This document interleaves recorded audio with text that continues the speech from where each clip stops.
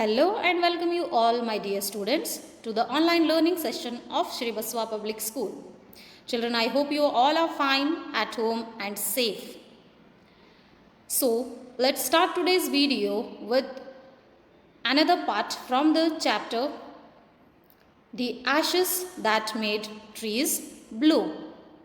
Yes, we have already completed first part explanation as well as reading in the last previous video. So now I am going to start another video on the basis of the second part, introduction and analysis. So before starting the analysis of the second part, let's recall some important incident from the last video. So firstly, we have seen that there is an old couple who doesn't have children, so they have taken care of a pet dog whose name was Muko. And this couple is very hardworking and honest couple. They never thought of harming anybody. They are very innocent and they were having a very cunning, cruel neighbors who always thinks about harming others, who never likes, doesn't know of humbleness, word meaning itself. One day, this dog which has been taken care by the hardworking couple has found a pile of gold for this couple, and suddenly they have become rich. After hearing this news, the cunning cruel couple has taken the pet dog to their house and they dragged it to the under a pine tree and tries the dog to force the dog to find same thing for them also, but unfortunately it was not happen. So they killed very badly to the dog. After the death, the old couple were very disappointed, were very unhappy, and they didn't even say a single word for that cunning cruel couple. After the death, the dog didn't stop helping their master, his master. He came in the dream of the master and he guided him that go and cut the pine tree which is near to my grave and make a mortar and mill and make a pastry of rice and sauce beans. So this all some food name he has taken, and he said when they tried to do that, they had what dog has guided them, same things were followed by the farmer, master of the dog. When they prepared the mortar and mill, after applying some food in that, it has converted into the gold, mass of gold. So this also noticed by the cunning cruel couple through the window. Then they have taken the mortar and mill, they borrowed the mortar and mill from the old couple.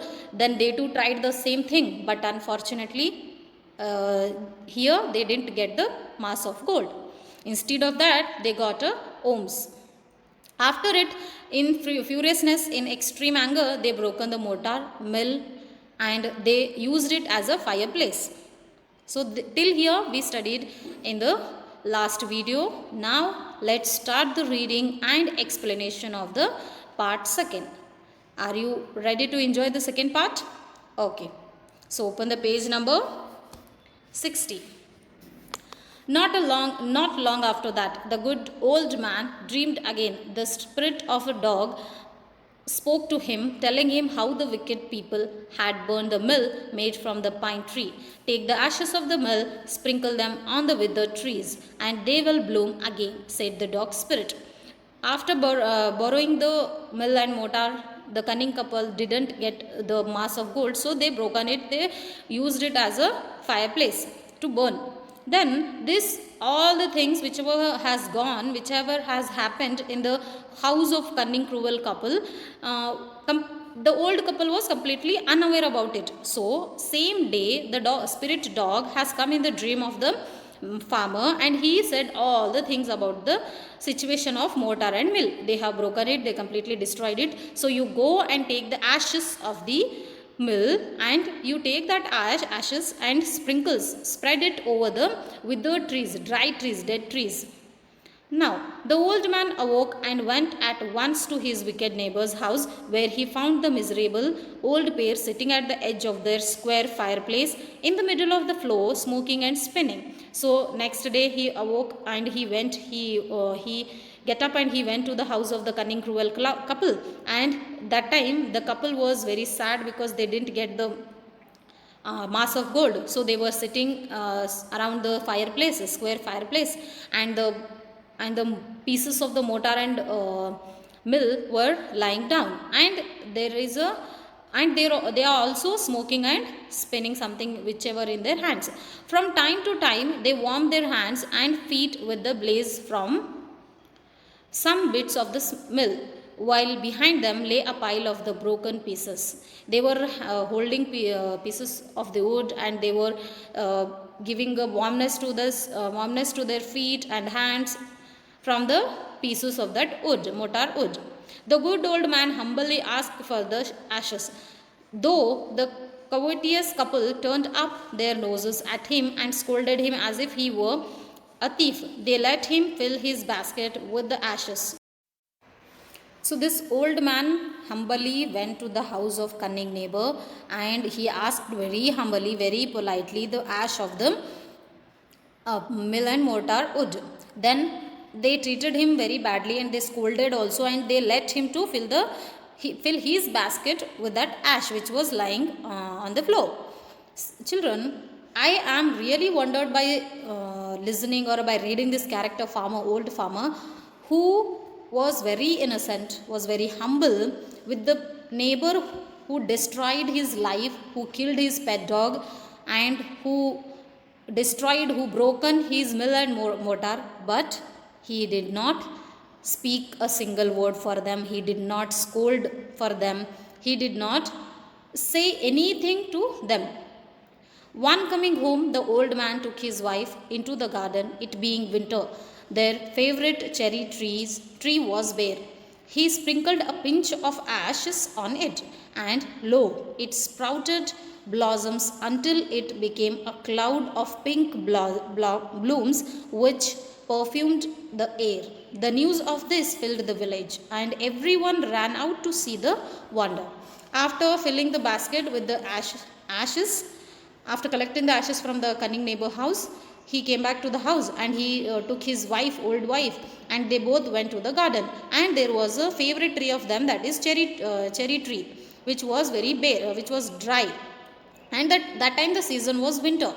So the old man took a pinch of ashes, and he covered it on the bare cherry tree. Then suddenly it has blooms with pink color flowers, which was looking very beautiful. The perfume of the flowers were spread over the village, and this news also spread very fastly in the village, and everybody was coming to see this wonder of the farmer. The covetous couple also heard the story, and gathering up the remaining ashes of the mill, kept them to make with the trees to blossom. So same, when they heard this cunning couple, when they heard this news, they too took the ashes which was left and which was lying in their floor itself. They too collect it, and they went to do the same things. The kind of old man, hearing that his lord, the daimyo, was to pass along the high road near the village, set out to see him. Taking his basket of ashes, as the train approached, he climbed up into an old withered cherry tree that stood by the wayside. After it, the old couple, when they were in the garden on that road, in that place, they heard that the daimyo, the landlord, was passing by the same road. So soon after hearing this news, the old man climbed up on the cherry tree, and he sat in that cherry tree.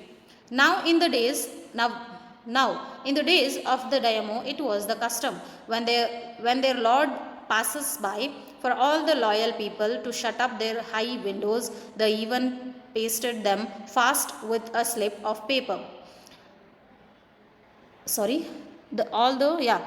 as not to commit the impertience of looking down on his lordship, all the people along the road would fall upon their hands and knees and remain prostrate until the procession passed by. Children, when these landlords were ruling the Japan, there was a custom in their era. What was that custom? Whenever the landlords passes by the road, then everybody must and should close their windows, close their doors. If they didn't, then the bodyguards or soldiers would do pasting the papers to their windows and doors. And also the people who were walking on the road, they have to bend down themselves, they have to bend their hands and knees, and they have to bend their heads also. It is a kind of a custom whenever the procession, whenever the parade was passing by them. The train drew near. One tall, competent man marched ahead, crying out to the people by the way, "Get down on your knees, get down on your knees." And everyone knelt down while the procession was passing. See, children, sometimes it is not possible to know how to know the parade was coming. So, before itself, before reaching the particular place, the parade, then a soldier, a man who was very high and tall, and soldier of the landlord, he used to come and he used to shout loudly that, "Get down on your knees." So it is a kind of signal of coming the landlord on the same way. Suddenly the leader of the van caught sight of the aged man up in the tree. He was about to call out to him in an angry tone, but seeing he was such an old fellow, he pretended not to notice him and passed him by. So, one of the member who was in the parade, he has caught sight of old man who was sitting in a tree, on the tree. So he was very angry, but after seeing the age of the farmer who was sitting on the tree, yes, the farmer, old couple, only farmer was sitting on the tree. So soon after seeing the age of the farmer, he pretended, he act as if he didn't notice them. So when the daimyo's palanquin drew near, the old man, taking a pinch of ashes from his basket, scattered it over the tree. In a moment it burst out into blossom. So when the palanquin is a kind of a vehicle which used to sit the kings and the maharajas, those all. So that when it passes, when it came near to the tree, then the old man took a pinch of ashes and he scattered it over a tree. Then suddenly, within seconds of fractions, the bare tree was converted into blossom. The delighted daimyo ordered the train to stop and got out to see the wonder. Calling the old man to him, he thanked him and ordered presents of silk robes, spongy cakes, fans, and other rewards to be given him. He even invited him to his castle. So when this scene was observed by the landlord daimyo, he came out and he called the man and he rewarded him and he thanked him for showing this all. He was very pleasant by seeing this scenario, and he gifted him lots of things. And even not only he has rewarded him, he even called him to his castle, his palace. So the old man went gleefully home to share his joy with his dear old wife. So after hearing that, they both went to sprinkle the ash to garden, but after that she went back to the home, wife. Then this all scenario what happened, only that time the man was present. After that he went back to home and he shared all the things with his old wife, gleefully, happily. But when the greedy neighbor heard of it, he took some of the magic ashes and went out to the highway. There he waited until the daimyo's train come along, and instead of kneeling down like the crowd, he climbed a withered cherry tree. So this news also reached to the cunning couple. So soon after hearing it, both they collected this man, the neighbor, he collected the ashes and he went to the highway, and there he waited for the daimyo's train, the parade. And after it, instead of kneeling down, he climbed a cherry tree, and he sat on that tree. And it was a withered tree, dry tree. When the daimyo himself was almost directly under him, he threw a handful of ashes over the tree, which did not change a particle. The wind blew the fine dust in the noses and eyes of the daimyo and his wife, such as sneezing and choking. It spoiled all the pomp and dignity of the procession. So soon after coming the procession of the daimyo near the tree, the cunning man, took a pinch of ash and he scattered it over the tree. Then it has not changed a particle, a single piece also did not change. Instead of changing into blossom, it has converted into dust, and this dust went in the noses and eyes of the daimyo and his wife, and they both started sneezing and choking. And this destroyed the complete parade of the dignity of the procession. The man whose business it was to cry, "Get down on your knees," seized the old fool by the collar. So the person who was front of the train and who was shouting loudly, who was crying that as if get down on the knees, he saw the man and he pulled him by his collar down, dragged him from the tree and tumbled him and his ash basket into the ditch by the road. Then beating him soundly, he left him for dead. After dragging him from the tree, he beat him very badly and he left him to die by the road.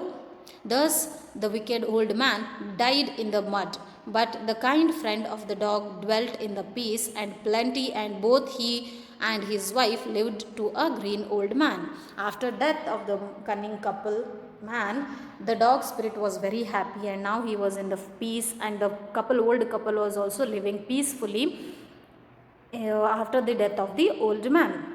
So this is the explanation of the story.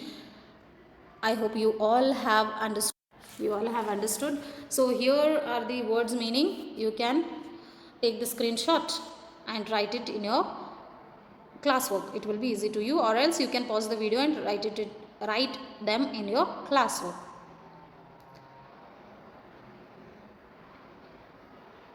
So thank you so much for watching the video, children. If you haven't understand, you can call me or else you can message me. I will reply it very soon. Goodbye, children. Take care.